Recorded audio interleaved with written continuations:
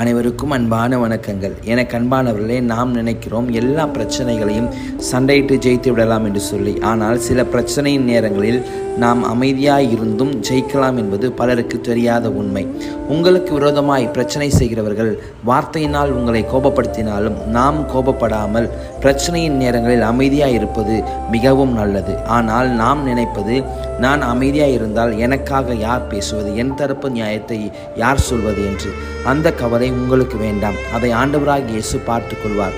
நீங்கள் சாந்த குணம் உள்ளவர்களாக இருக்கும்பொழுது பூமியை சுதந்தரித்துக் கொள்வீர்கள் என்று ஆண்டவராகிய இயேசு சொல்கிறார். இப்பொழுது நீங்கள் ஒரு பிரச்சனையில் இருக்கலாம். இந்த பிரச்சனைக்காய் நான் என்ன செய்யலாம், என்ன பேசலாம் என்று யோசித்துக் கொண்டிருக்கலாம். ஆனால் ஆண்டவராகிய இயேசு உங்களுக்கு சொல்கிறார், அமைதியாய் இருங்கள் என்று. ஆண்டவராகிய இயேசுவின் வார்த்தை கேட்டு உங்கள் பிரச்சனைகளில் அமைதியாய் இருந்தால் நிச்சயம் நீங்களே வெற்றி பெறுவீர்கள். என் ஆண்டவராகிய இயேசு உங்களை ஆசீர்வதிப்பாராக.